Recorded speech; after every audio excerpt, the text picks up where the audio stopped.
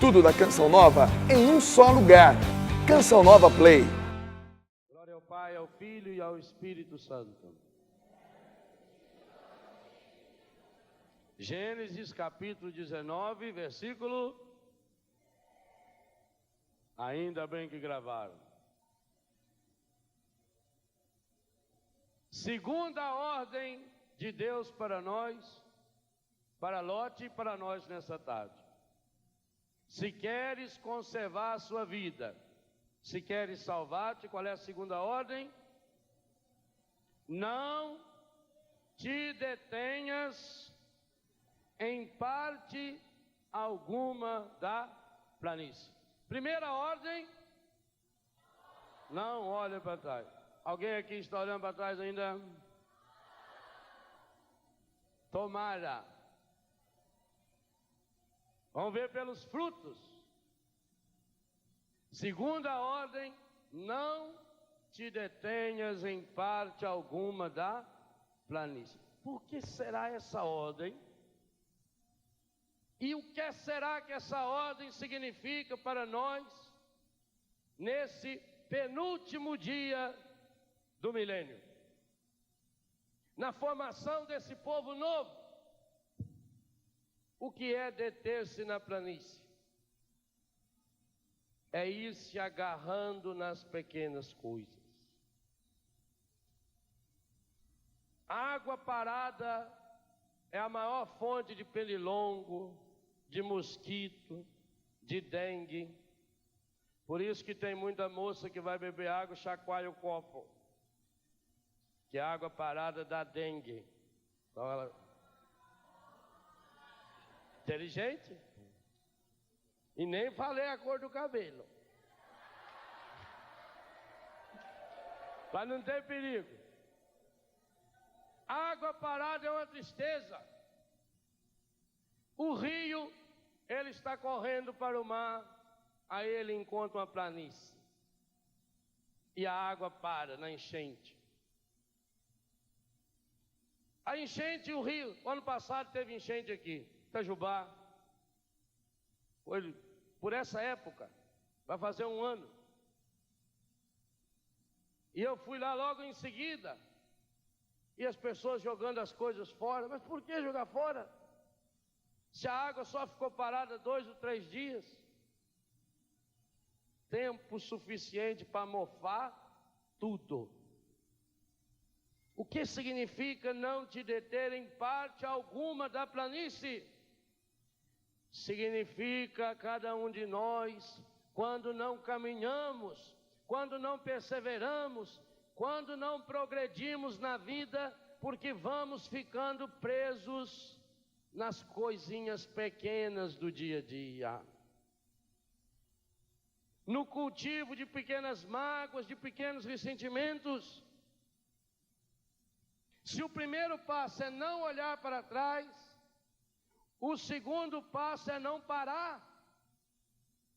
Se há uma coisa na vida que a gente não vai poder parar nunca, nunca a gente vai receber diploma, é de ser cristão. Agora eu já estou pronto. Vocês sabem o que leva uma empresa à falência? É o êxito. A empresa começa a falir quando ela publica nos jornais: nós somos a melhor. Aí ela começa a falir, porque aí não tem mais o que progredir. Por que um casamento vai por água abaixo? Quando a pessoa se acomoda. Deter na planície significa se acomodar. Esse espírito de preguiça, de falta de luta, de falta de garra. Deter na planície significa deixar-se levar pela água, como uma folha que cai na água. A água leva para onde quiser. É aquela pessoa mole, é aquela pessoa que só sabe fazer reclamar da vida. Está sempre amarga, sempre azeda. A estátua de sal ficou detida na planície. Ela não foi para frente mais. A vida espiritual é igual andar de bicicleta. Você parou, caiu. Bicicleta, o que faz você ficar equilibrado é ficar mexendo e andando. No começo é difícil. Antigamente aprender a andar de bicicleta era um sofrimento medonho. Hoje tem essas rodinhas do lado, mas antigamente não tinha. Você ia pereando com ela e ela ia chutando a perna da gente por causa do pedal. Você montava em cima da bicha, já caía para o outro lado. Você juntava no chifre dela, virava para cá, ela caía também, que era um terror. E quando lá na frente que você pegava o equilíbrio, tinha uma cerca de arame farpado.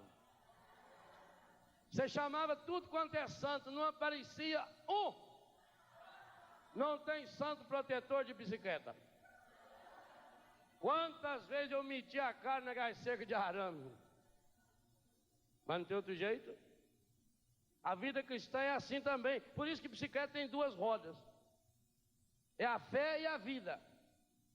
E tem o pneu é pneu, meu espírito. E tem o guidão que você direciona. Então você tem que saber a direção que você vai. É a terceira ordem que nós vamos conversar sobre isso amanhã. E eu tenho que firmar essa direção, mas eu tenho que pedalar. Se eu paro de pedalar, eu caio. Na vida cristã e na vida em geral, quando a gente parou de pedalar, a gente cai. Quando eu acho que meu namoro já está muito bom, quando eu acho que a minha vida espiritual vai muito bem, eu estou acomodado. E Jesus chega a dizer que o reino dos céus é dos violentos. Deter-se na planície é a pessoa que olha para as pequenas coisas com lente de aumento. Acontece uma coisinha de nada, e ela precisa contar para todo mundo. E ela dramatiza. Aí, como precisa contar, e não tem jeito do outro entender aquilo que você sofreu, exagera. Jesus também deu essa ordem para os apóstolos: não fiquem parando no caminho. Não te detenhas na planície. Você tem que ter uma meta na vida. Deter na planície significa ficar acumulando coisas negativas no meu coração. Água parada. Talvez o seu namoro, o seu casamento, a sua vida de trabalho, de estudo, esteja sendo uma água parada. E a pessoa que não tem meta, a pessoa que está detendo-se na planície, ela não sabe para onde ir, qualquer coisinha segura. Desiste diante do primeiro obstáculo. Quem não sabe para onde vai, não vai a lugar nenhum. Se alguém chega para você a hora dessa e fala: eu preciso ir agora ir lá no centro da cidade, vamos comigo. Você diz: não vou não, está calor, vai ver que chove. Agora, se você tiver um filho seu doente, você põe ele nas costas e vai correndo. Porque tem uma meta. Esse é um segredo terrível que está destruindo as nossas famílias, os nossos jovens e os adultos. A pessoa que quer viver acomodada. Eu quero é que ninguém me incomode. Por isso é uma pessoa que vive sozinha. Ela não vive em comunidade, ela troca duas letrinhas. Ela vive na comodidade. Comodidade e comunidade só muda duas letras. Aquela família que está na comodidade, cada um num cômodo. No meu cômodo ninguém entra. Eu não falo o seu defeito, você não fala o meu. Fica quieto que eu também fico. Um protege o erro do outro. Estão parados na planície. Não tem meta na vida. Os jovens, quantos jovens de 15, 18, 20 anos, acomodados, já estão mais velhos do que pensam, se deixa levar por qualquer droga, por qualquer álcool, tem medo da vida, um arrasto de gente fraca. Nós estamos criando um arrasto de gente fraca, gente que se acomoda. A vida moderna é a coisa mais fácil que tem a viver hoje. Tem tudo, o conforto que existe. Imagine há 20 anos atrás, para fazer um café, tinha que panhar o café, pôr ele no terreiro para secar, virar ele lá, torrar, moer, buscar água para fazer, buscar lenha, catar graveto, levava 2 horas. E hoje põe numa máquina, aperta um botão, o café está pronto. Tem gente que já compra o vidrinho do café, que só esquenta a água no micro-ondas, joga aquilo lá, mas também tem gosto de porcaria, não é de café aquilo. O Nescafé. Então nós vamos criando a raça de gente preguiçoso. Tem tudo. Certas cozinhas, hoje é um espetáculo. O que tem de botão, o forno acende sozinho. Você ligou e ela já acende. Não precisa ficar ali buscando. Quer ver um dia de chuva que você põe uns gravetos molhados, fica ali. E bana no chapéu e não pega. E o chuminé não funciona. Ia lá e abria, fechava o chuminé.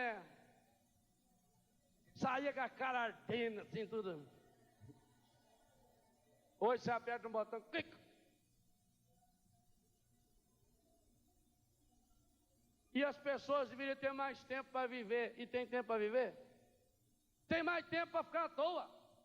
Tem mais tempo para falar mal da vida dos outros. Por isso que hoje as pessoas falam vários idiomas. O sujeito fala inglês, francês, português, mal da vida alheia. Tem um tempo enorme e não faz nada. Ai, padre, eu estou pedindo a Deus para curar eu, por que Deus não cura? Curar para quê? Para ficar um estrupiço desse tazanando na vida dos outros, meu filho? Ah, não. A mulher, a sogra de Pedro, que Jesus curou, foi a mágoa de Pedro, tá certo. Pedro levou Jesus para dar extremunção na véia, ele curou a véia. Dizem que foi essa mágoa que fez ele negar Jesus 3 vezes depois. Há controvérsia, não sabe. Mas ela... Eles aplaudem. Vocês sabem como é que é sogra em russo? Strova. É em russo. A velha acabou de ser curada, o que ela fez? Se colocou a serviço. É dinâmico. Gente, na vida a gente aprende fazendo. Ah, eu queria estudar violão. Então pega o violão e toca, meu filho. Agora não, a pessoa está lá querendo arrumar. Ah, eu vou ver se eu jogo na loteria para ganhar a telecena acumulada. É telecena não, que sei lá, cena. Eu não jogo mesmo. Então nós queremos uma vida fácil. Aquilo que eu dizia aqui no carnaval, uma vida light. Não te detenhas na planície.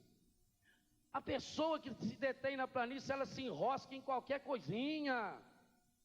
Qualquer probleminha vira um problema enorme, porque não tem para que lutar. Ai, padre, eu não consigo dormir. Eu queria ver se tivesse que levantar cedo todo dia, trabalhar, que nem eu ia para a fábrica de bicicleta, meu filho. 5 horas da manhã, trabalhava até as 4h15 da tarde, estudava até meia-noite, dormia de meia-noite e meia, 4h30. Queria ver chegar e falar assim: ó, mãe, preciso tomar um remédio para dormir. Eu dormia no guidão da bicicleta. Quantas vezes eu indo para a fábrica, eu caía no barranco, eu tinha dormido. Eu sou igual a mamãe, dormia em pé no circular. Segurava aqui, ó. Não dorme é porque não está cansado.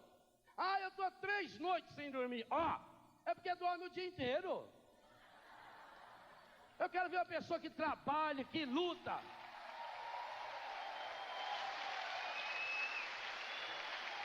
Mas o encardido é terrível, O encardido, ele quer botar na nossa cabeça que nós somos gente fraca, gente pequena.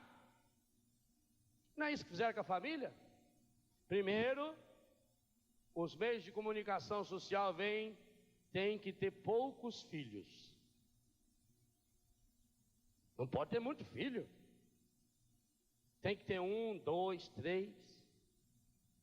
E hoje não tem tempo para 2 filhos. Não, porque eu quero deixar a melhor herança para o meu filho. Eu estou trabalhando para ele. Ele precisa de você, né, do seu trabalho. O menininho chegou para o pai assim, quando o pai chegou no serviço, falou: pai, quanto que o senhor ganha por hora? Isso aí não é de sua conta, não?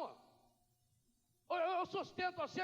Você viu isso, uma falta de respeito, um filho vir perguntar o salário do pai? Não tá bom tudo que eu já te dou, você vergonha. Aí o menino saiu cabeça baixa. A mãe chegou, mas você é um cavalo mesmo. Não, nossa senhora. Não sei onde que eu estava com a cabeça quando eu casei com você. O coitado do rapazinho vai ver que algum trabalho de escola. Inventa um valor aí, dá pra ele nem sabe o valor das coisas, velho. Nem ser grosso desse jeito. Falei, Aí ele levantou, foi lá no quarto. O menininho estava lá. Pode entrar aí? Pode. Tá dormindo? Tô. O pai veio ver você aí. O pai estava nervoso aquela hora. Você perguntou pro pai, se desculpa o pai. Desculpa.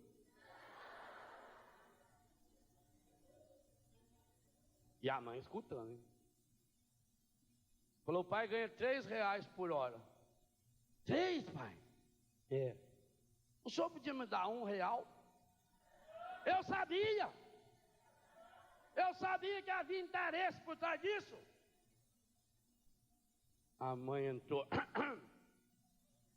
Ele enfiou a mão no bolso, deu R$1. O menino levantou, foi lá na gaveta dele, enfiou a mão, tirou um saquinho com moeda, pôs R$1, fechou, falou: pai, agora já tenho R$3, vende 1 hora sua para mim.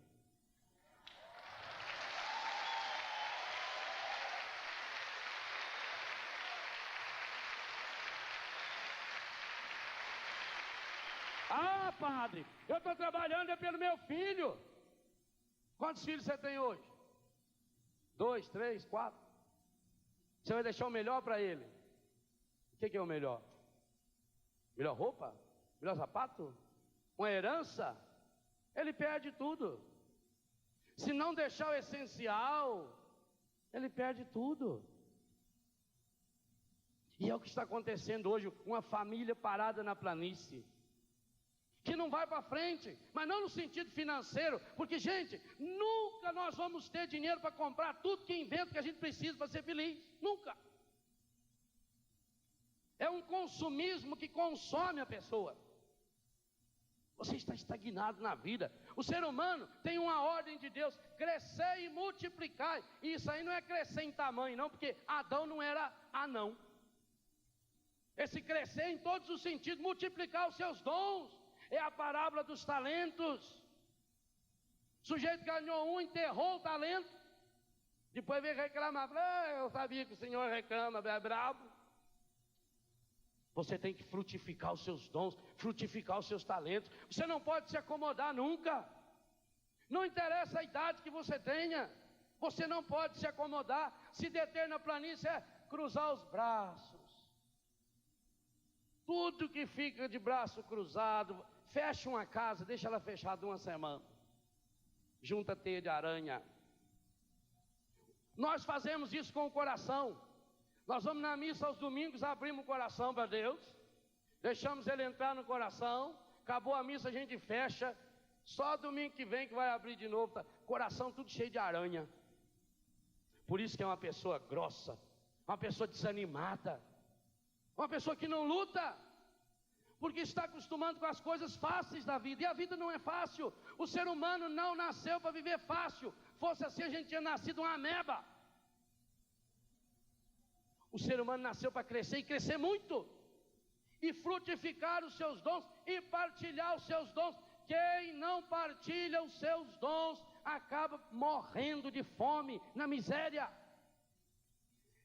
Não se deter na planície, não perca tempo com coisas pequenas. Ah, porque fulano veio e falou isso de mim. Falou? É verdade que ele falou? Não, é mentira. Então não fica triste.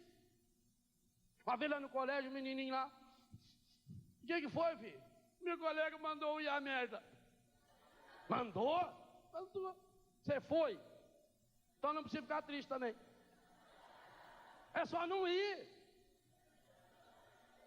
Agora, a pessoa perde o resto do dia, e aí comenta com um, e aí telefona para o outro. Ai, você soube o que aconteceu comigo? Ah, mas eu tô... Ai, meu Deus. Ai, minha Nossa Senhora, ai que sede. Será que você não está sendo essa pessoa? Não te deter na planície, não pare em lugar baixo. Lugar baixo, quando vir enchente, é ali que enche. O ser humano tem que ter uma meta na vida e tem que lutar. E os pais precisam ensinar as crianças a lutarem. Eu tenho certeza que foi isso que o Papa quis dizer quando ele, na beatificação do Francisco e da Jacinta, no dia 13 de maio, dia de Nossa Senhora, esse ano, ele revelou o terceiro segredo de Fátima. Por que será? Porque será coincidência? Não, ali tinha uma visão profética. Aquilo que o Papa fala do terceiro segredo, que o encardido estava com a arma na mão, apontando para o rebanho, e o pastor do rebanho. Não era só o Aliaca com a arma que derrubou o Papa. Se fosse só isso, ele tinha contado e revelado esse segredo no dia seguinte. Até para dizer que foi falha a ação do inimigo, porque como o Papa mesmo disse, Nossa Senhora segurou essa bala, e por isso que essa bala está agora grudada na coroa de Nossa Senhora de Fátima.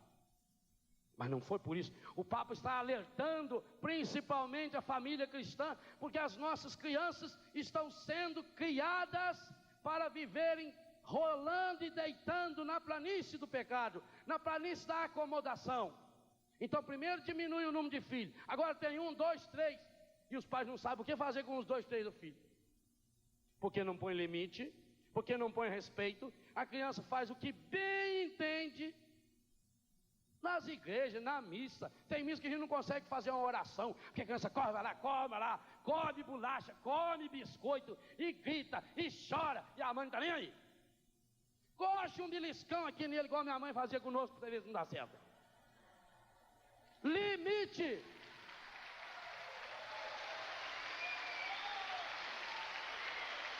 Deter na planície é perder tempo com coisas pequenas. Olha a seguinte cena: você sentada no sofá e no mesmo plano uma televisão, e você senta ali às 5 horas da tarde e sai às 10 da noite. Você está 5 horas por dia te detendo na planície em frente àquela novela, parada, não sai para atender telefone, não tem tempo para um filho. Quantas novelas você assiste? Não responda para não mentir. Pensa. Deus sabe. Eu estou detendo-me nessa planície. Eu estou alimentando-me com o quê? Com as porcarias do mundo, desse encardido que quer fazer-nos pessoas fracas, fragilizadas, acomodadas, medrosas. Como é que se cria resistência? Vocês vejam hoje o absurdo que o ser humano está chegando. O homem quer ficar forte, ao invés de fazer ginástica, toma anabolizante. A mulher quer ter um corpo bonito, ao invés de renunciar refrigerante, doce, e trabalhar para ficar com músculo firme, põe silicone. Mas não tem jeito de fazer implante de silicone no coração, Por isso que está com o coração murcho, caído.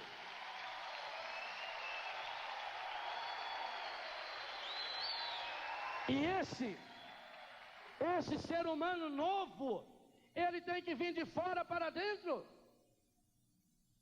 Por isso, Deus já prometeu através de Ezequiel: dar-vos-ei um coração novo. É um novo ânimo, um novo entusiasmo. Não olhes para trás, não te detenhas na planície. Na planície, por exemplo, por que a pessoa se perde na floresta? Porque está no mesmo nível. Aí olha para tudo quanto é lado e não enxerga. A família está acomodada numa planície. O seu grupo de oração está acomodado numa planície. Por que os grupos de oração estão morrendo? Porque hoje a coisa que menos se faz nos grupos de oração é rezar. Primeiro canta 2 horas, é show de uma bandinha que tem que ir lá na frente, que chega 2 horas antes, que treina os instrumentos numa altura medonha, que é impossível alguém rezar. Eles querem fazer show. Depois vem o líder, que já tem o diploma da escola Paulo Apóstolo, Pedro Apóstolo, Santo André Apóstolo, Santo Juca, tudo quanto é santo. Ele diplomado. Aí ele sabe tudo, ele dá os ensinos que ele quer, do jeito que ele quer, e não se reza mais. A renovação carismática do novo milênio tem que ser a renovação que não se detém na planície, com briguinhas, com divisões, líderes. A renovação não precisa de líderes.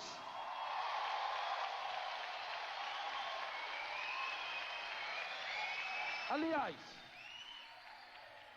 quem precisa de líder é o PT, o PMDB, a CUT, a UMST. Isso é líder.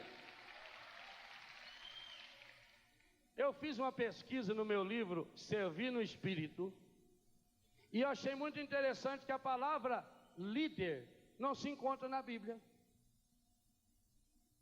Como é que a renovação carismática, que gosta tanto da palavra de Deus, como é que ela aceita se chamar de líder? Todas as vezes que na Bíblia aparecer sinônimo de líder, é para falar do encardido. Pega a definição de líder no Aurélio, o melhor dicionário atual da língua brasileira. Líder é o melhor, é o que está na frente, é o que está acima dos outros, é o que está na ponta, é o que se destaca. A renovação carismática precisa de servos, como Maria, como Jesus. Servo. É Jesus que diz: eu estou no meio de vós como aquele que serve. Mas se tem líder, está acomodado. A pessoa chega, senta, é uma planície, todo mundo sentadinho, ajeitadinho. Interessa que eu seja atendido. Mas não reza mais uns pelos outros, não tem mais oração espontânea. Eu não acredito em quem fala de Deus se não tiver calo no joelho. Não acredito. Está falando lorota. Está fazendo palestra. Palestra, a coisa mais fácil que tem é fazer palestra. Eu posso fazer uma palestra sobre o microfone. O microfone é um negócio muito importante. Você segura na mão, fala nele, a voz sua chega até lá. O microfone é moderno e tem uma pilha aqui dentro, uma antena que está ligada. Você não precisa berrar tanto, não, o microfone. Se a pessoa estiver dormindo, você joga o microfone na cabeça da pessoa. Eu posso falar, o que tem microfone a ver com a minha vida? Eu posso fazer uma palestra sobre essa planta. Eu posso fazer uma palestra sobre a importância da camada de ozônio. Os nossos grupos precisam de pregação. E a pregação, ela é fruto da oração. Ela é fruto da unção. Quantas planícies nós estamos nos detendo? Ah, padre, porque o padre da minha paróquia não deixa rezar em língua. Não! Reza em língua baixinho. Pronto.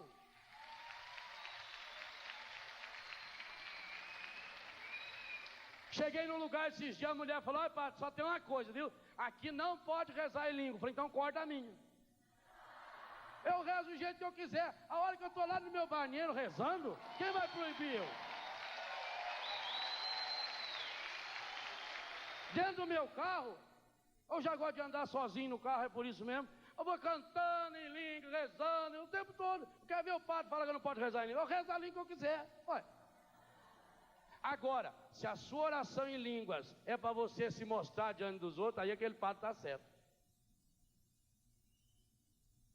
Ah, não vou naquela missa que o padre não é carismático.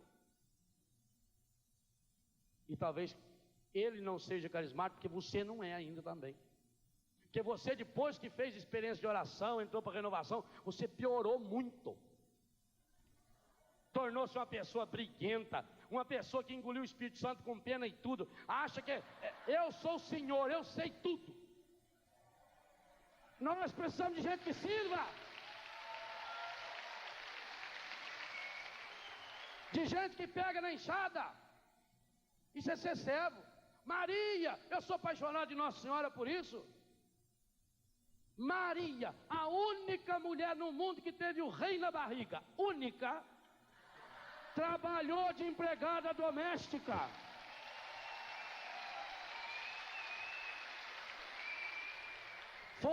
Foi para a casa de Isabel trabalhar de empregada doméstica.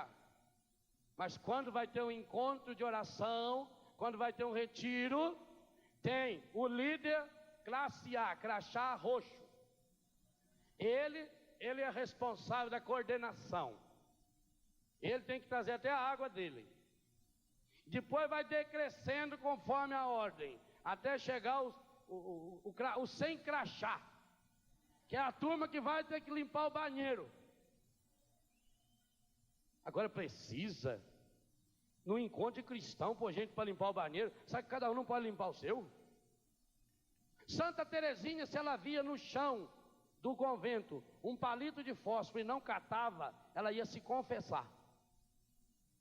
Não pelo fato de catar ou não o palito, mas ela dizia do orgulho. Ela disse: eu fui orgulhosa, porque eu não me achei digna para baixar e catar, porque eu acho que tem um irmão, uma empregada que faz isso. Educa o seu filho assim em casa, deixa ele fazer a sujeira, não ensina ele a arrumar a cama, não. Imagina, o empregado arruma, deixa ele deixar tudo jogado, deixa ele no banheiro mijar para fora da privada, sujar aquilo tudo, a empregada limpa. E depois você vai visitar ele, quem sabe numa clínica de recuperação, na cadeia ou no cemitério, porque nós estamos na planície, acomodados. Quem não sabe para onde, olha aqui, o carro sem combustível só anda de morro abaixo ou alguém puxando ele. Assim é o cristão sem combustível. Ele fica parado, ele parou no tempo, ele parou no espaço, porque falta fibra, falta aquela garra. Eu tenho que ter motivos. Qual é o meu motivo? A quem eu estou servindo? Será que Josué não vai nos reunir nessa assembleia de Siquém hoje também e perguntar: a quem você quer servir? Eu e minha casa serviremos ao Senhor, eu e minha família vamos servir ao Senhor. Nós não vamos ficar parados na planície. Você quer ser estátua de sal? Seja.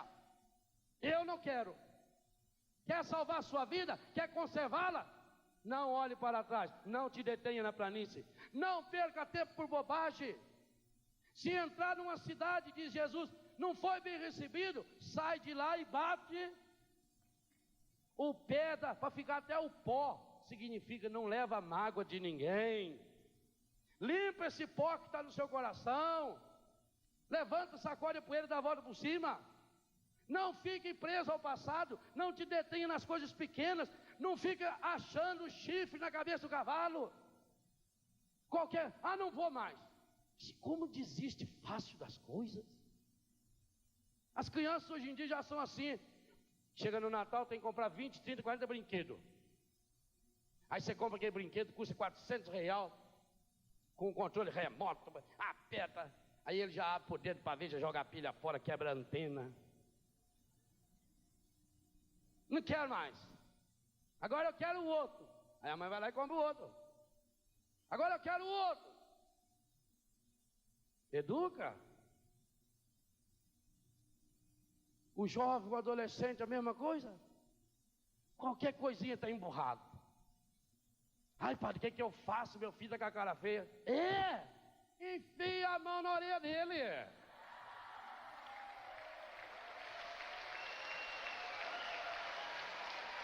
Quer ver fazer cara feia? Vai trabalhar.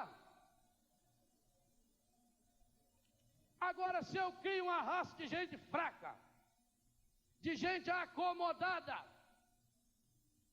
ele vai ficar traumatizado, padre, se eu não emprestar o carro para ele. Empresta. Depois você vai lá buscar ele no hospital. Vira um pai mentiroso porque deu o carro para o filho de menor dirigir. E aí o filho fez uma burrada aí fora, e aí você mente, e depois vai lá na comunhão e estica a língua. Que é isso? Ah, padre, porque eu sou muito católico. Muito católico? Quem é o seu Deus? A quem você de fato está servindo? Nós estamos parados numa planície, gente.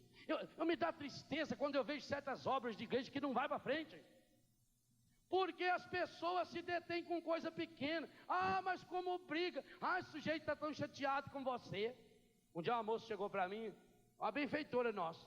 Eu estou muito magoada com o senhor. Falei, tá? Ó, por quê? O senhor foi na casa de fulano, não foi na minha. Escuta, minha filha. O que eu tinha que fazer na sua casa? Graças a Deus, não sou casado. Não tem sogra, não tem filho, não tem nada. Na casa da minha mãe eu vou uma vez por ano quando dá. Eu não vou nessa. Agora que eu não vou mesmo. Pronto. Mas não, a pessoa faz uma coisa e já quer receber. Ah, agora já quer receber os elogios.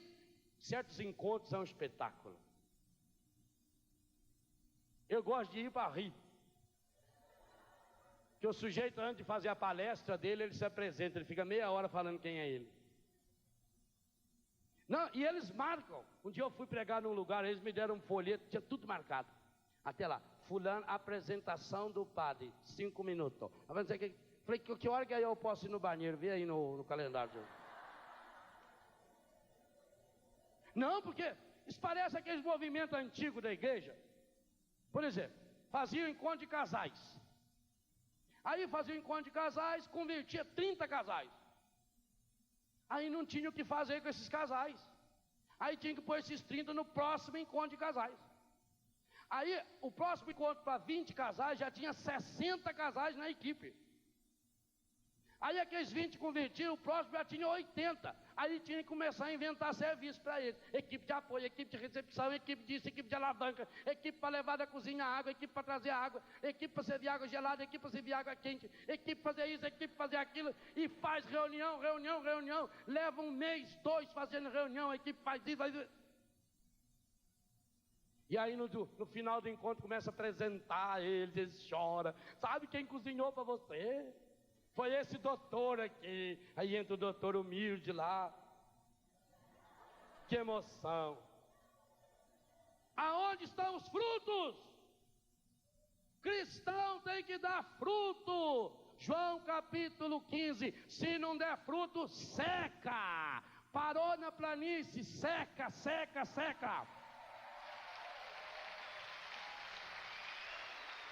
E Jesus não é bonzinho nessas coisas, não. Quando ele passou em frente à figueira, saindo de Betânia, e viu que não tinha figo, ele só estendeu a mão para ela. No outro dia a bicha estava seca. Está cheio de carismático seco. E não foi nem Jesus que teve o trabalho de secar. A pessoa se secou sozinha. Igual seca tomate hoje, que desidrata o tomate, fica bom para comer com tomate seco, né? Tem assim, tão seco. Por quê? Não reza, não faz jejum, não faz penitência, não faz sacrifício. Quero tudo do bom e do melhor, e ainda quero ser louvado, aplaudido e todo mundo tem que... Ai, como aquele fulano é importante. Líder. Os líderes que gostam de se deter na planície. Você não vê na televisão de vez em quando se reúnem os líderes mundiais para discutir a fome? Mas nunca vão fazer isso lá num país que está passando fome. Nunca. Discute de longe. O cristão do novo milênio não pode se deter na planície. Não pode viver de briguinhas. Ah, porque eu sou carismático, eu sou do grupo isso, eu sou catecumenato, eu sou do casais. Ou nós somos de Jesus Cristo, ou nós somos um bando de samambaia que tem que ser tudo cortado e por fogo, que não vale para nada, nada, nada, nada, nada.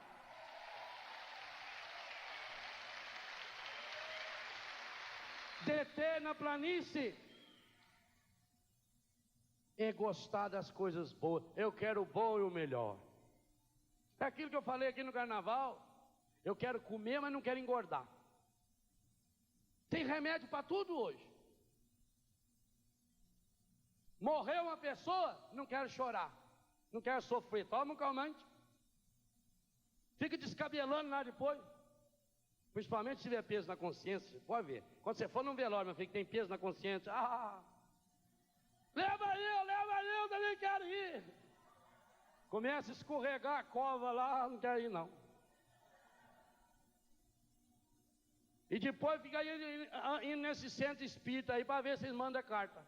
Em vida nunca mandou um bilhete, um telegrama, um telefonema. Depois de morto, quem é que manda carta? Manda um e-mail, telefone, então é mais fácil.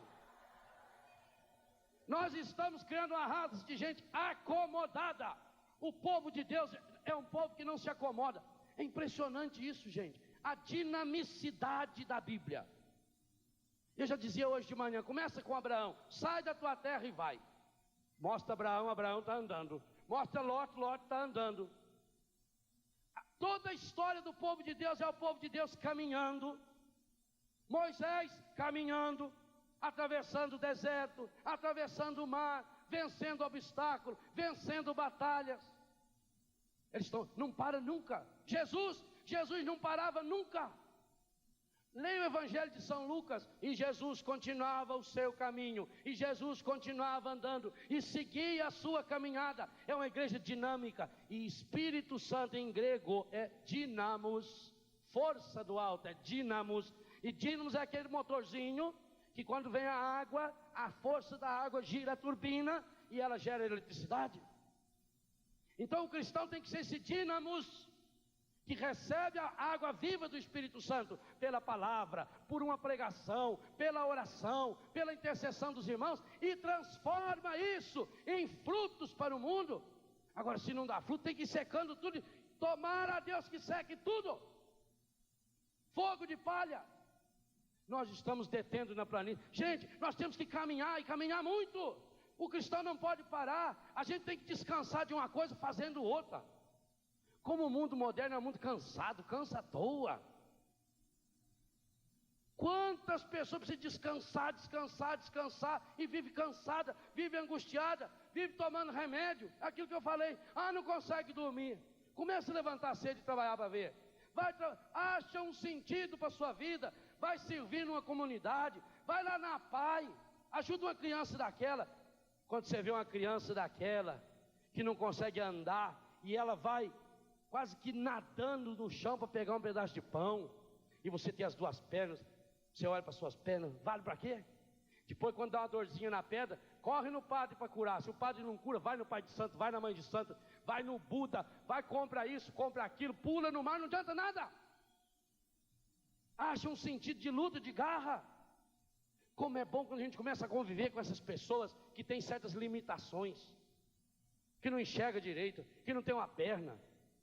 Vocês viram nas Olimpíadas, a nossa frota olímpica foi lá, gastaram bilhões e bilhões e bilhões, e não disseram nenhuma medalhinha de ouro.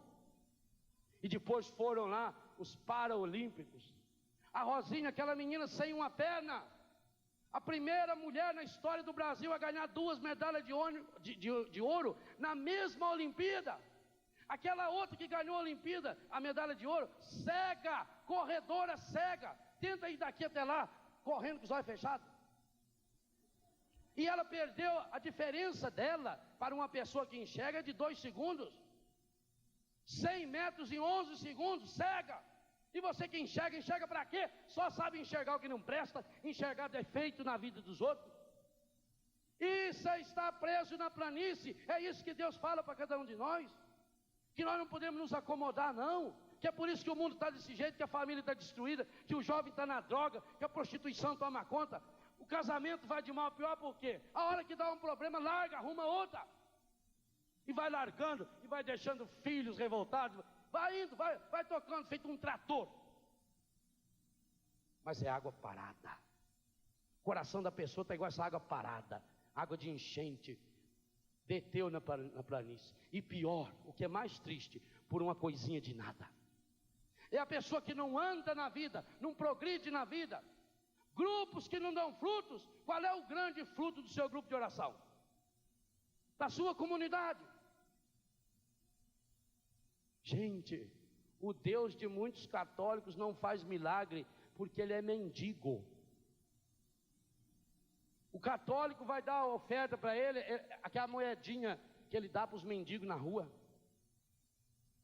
Eu dou o resto do meu tempo para Deus.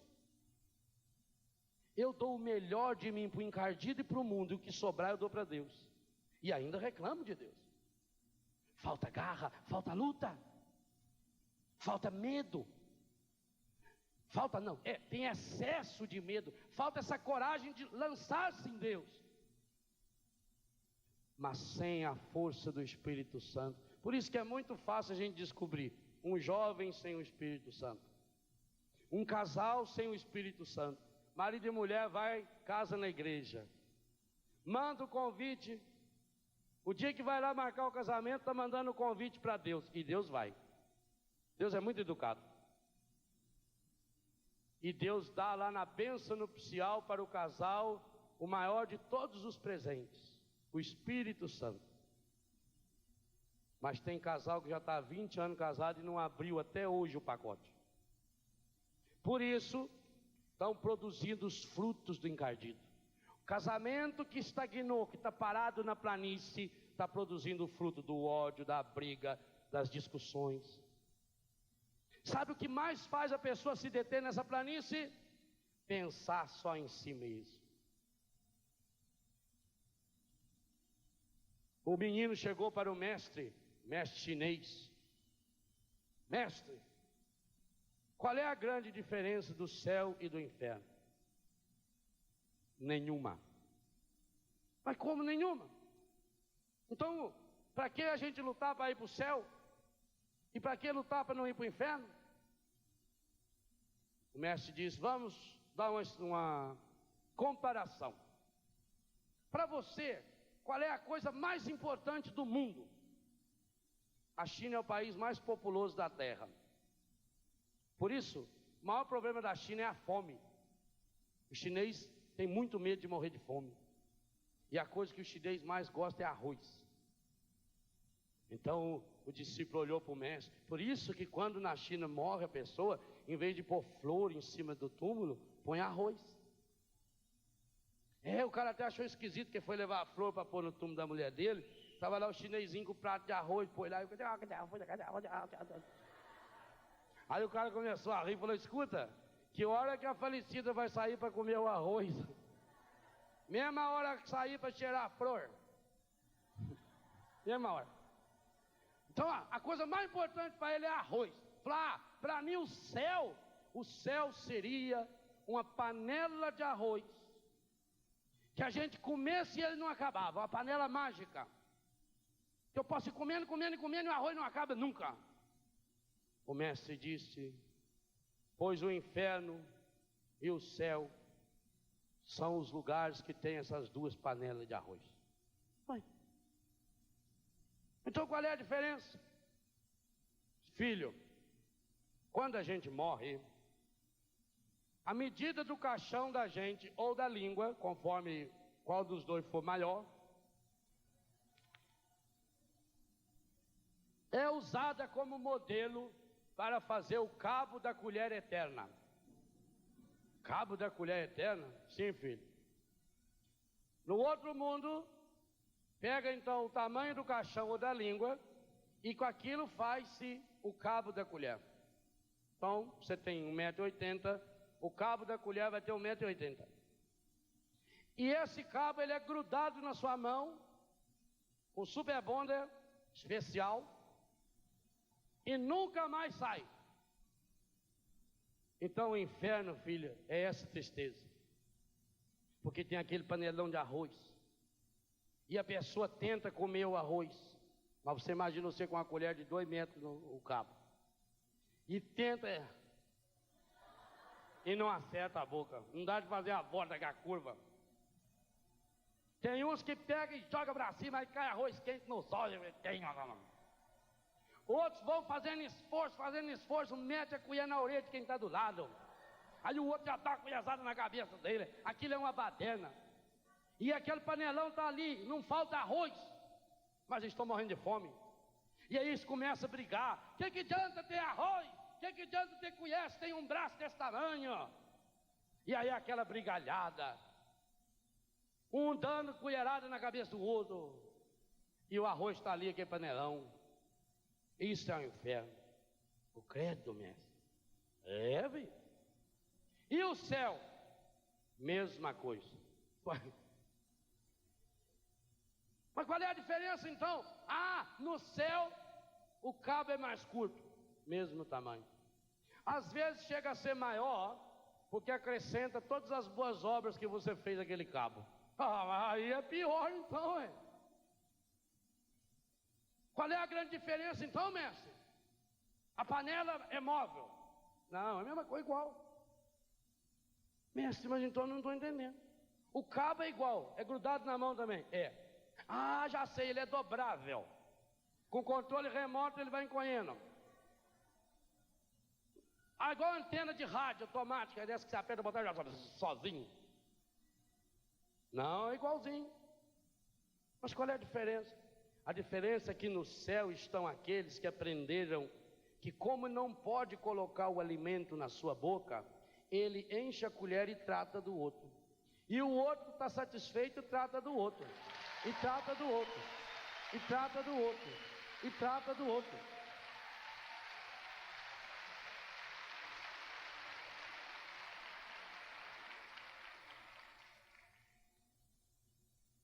Você ganha esse cabo da colher comprido, que é para não queimar a mão ali naquele fogo que está fazendo aquele arroz.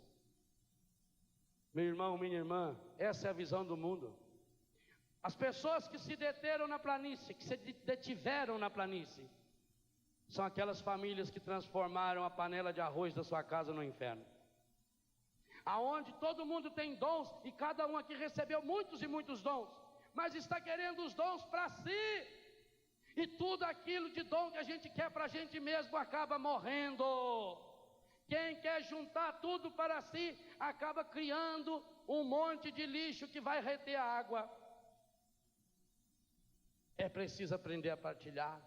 Um precisa tratar do outro. Marido, você precisa esticar o seu braço nessa panela do amor de Deus e levar amor, carinho, ternura, misericórdia para sua esposa. Esposa, você precisa esticar essa mão, o seu coração, e quando a gente ama, o coração alonga os braços e ir ao encontro do outro. O vizinho precisa ir ao encontro do outro vizinho. A gente precisa sair do comodismo, dessa água parada, das pessoas que não se visitam mais, das pessoas que estão presas diante de uma televisão, presas na droga, presas nas mágoas, presas nas briguinhas. É preciso cultivar os dons, é preciso partilhar, é preciso dinamizar. Aí a gente cresce. Mas quem só pensa em si, vai se estagnando. Os 2 rapazes moravam na mesma fazenda, o pai morreu. Um era casado, morava na casa do lado, e o irmão solteiro, ficou morando na casa que era do pai. E eles plantavam arroz, aquela lavoura imensa de arroz, e eles tinham um celeiro em comum. E eles combinaram: trabalham juntos e divide tudo ao meio. Colheu 10 sacas de arroz, 5 para um, 5 para o outro. Então dividiu, cada um fez o seu celeiro, o depósito. Aí colheram uma maravilha de arroz. Estava com o depósito cheio. Chegou de noite aquele irmão solteiro, começou a pensar assim: não está certa essa divisão. Eu sou solteiro, o meu irmão é casado, tem a mulher dele, tem os filhos, e ele precisa de mais arroz que eu. Eu sou sozinho. Levantou de noite, foi lá no celeiro dele, pegou um saco de arroz escondido, levou, colocou lá no celeiro do irmão. O irmão acordou de noite e começou a pensar: essa divisão não está justa. Eu sou casado, eu tenho a minha mulher, os meus filhos vão crescer, vão poder me sustentar, mas meu irmão, coitado, ele é sozinho. E se ele não casar, ele não vai ter ninguém por ele. O certo é ele ganhar uma parte a mais do que eu. Levantou, foi lá no celeiro dele, pegou um saco de arroz, colocou lá no do irmão. E assim foram vivendo. E a cada colheita, um levava para o outro. Ele só não entendia como é que ele dava para o irmão e parece que ficava sempre a mesma quantidade. Uma bela noite, o relógio biológico confundiu. Horário de verão, mudou o horário. E os dois levantaram na mesma hora. E foram indo devagarinho, encontrar no meio do caminho. Um olhou para o outro. Se tivesse maldade, ia começar a brigar, achando que não estava roubando o outro. Se fosse você, o que faria? Eles colocaram o arroz no chão, se abraçaram, abraçaram, e começaram a chorar, a beijar. E a partir daquele dia, eles passaram a ter um único celeiro.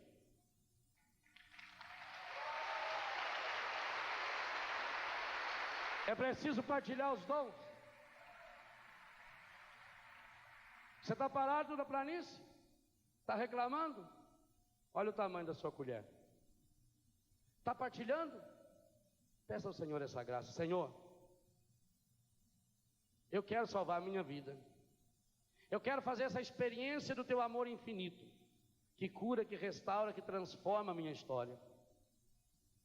Eu não quero olhar mais para trás. Eu já renunciei hoje o meu passado, mas nesse momento, eu quero também tomar a decisão de não ficar mais parado na planície. Ah, Senhor, eu tenho sido essa pessoa amarga, amargurada, que vive reclamando de tudo e de todos, porque eu só penso em mim, Senhor. Eu queria que o mundo inteiro tivesse a meu serviço. Quando as coisas não acontecem do jeito que eu queria, eu fico bravo, eu fico nervoso, eu brigo à toa, Senhor. Me ensine a partilhar, Senhor. Senhor, me ensine a fazer frutificar os dons que o Senhor mesmo me deu. Eu estou enterrando meus dons. Eu estou atolado na planície do pecado, do comodismo. Eu não tenho coragem, Senhor, de sair de mim mesmo. Eu estou viciado na planície da televisão, na planície do boteco. Eu vivo atrás de sombra e água fresca, Senhor. Falta-me luta, falta-me garra, e cada vez eu me acomodo mais. Eu te suplico, Senhor, nessa tarde, do penúltimo dia desse milênio, transforma o meu coração, Senhor. Restaura o meu coração. Liberta-me, Senhor, de todo comodismo, de todo egoísmo. Liberta-me, Senhor, de todo espírito de líder. E a exemplo de sua mãe, dá-me a graça de ser servo, de servir, de fazer da minha vida um grande dom, um grande serviço. Eu quero aprender a ser dependente, Senhor. O céu é o grande ensinamento de que um precisa do outro. Eu preciso que alguém bote arroz na minha boca. E eu preciso aprender a colocar o arroz na boca do outro. Mais do que esse arroz, Jesus nos deixou a Eucaristia, que nós precisamos aprender a colocar um na boca do outro, um no coração do outro, a partilhar os dons, a partilhar os talentos, a partilhar o tempo. Senhor, dá-me a graça de aprender a me doar, a doar meus dons, meus talentos, meu tempo, aquilo que eu sou e aquilo que eu tenho. Eu não quero mais ser mesquinho, Senhor. Eu não quero mais ser água parada. Eu tenho sido água parada, Senhor. Eu estou me detendo nessa planície, e por isso a caminhada é difícil, porque a água, quando para na estrada, até para o carro passar é difícil, atola. Eu estou vivendo atolado, Senhor, na planície dos meus pecados. Mas acima de tudo, no pecado do comodismo, da prepotência, do orgulho e da vaidade. Faz essa obra nova em mim, Senhor. Eu não posso mais sozinho, Senhor. Eu quero amar. Eu quero ser aquilo que Deus quer. Eu quero viver o projeto de Deus. Mas sozinho eu sou fraco, Senhor. Sozinho eu sou já um derrotado, Senhor. Mas eu quero vencer. Por isso eu suplico. Vem, Espírito. Vem, Espírito de Deus, e me ensina a amar. Vem, Espírito de Deus, e me ensina a partilhar aquilo que eu sou e aquilo que eu tenho. Estica ainda mais os meus braços, Senhor. Oxalá eu pudesse ter o cabo dessa colher que pudesse atingir a fome do mundo inteiro. Dá-me a graça de partilhar, Senhor. Alonga meus braços, Senhor. Alonga meu coração. E derrama-me o seu Espírito Santo. Eu quero viver o teu projeto, Senhor. Eu quero. Mas sozinho eu sou fraco. Vai ficando de pé. Vamos fazer diferente. Dá a mão para quem está do seu lado. Sorria para o seu irmão. Diz para ele assim: sozinho eu não posso mais. Sozinho eu não posso mais. Sozinho eu não posso mais. Tudo da Canção Nova em um só lugar. Canção Nova Play.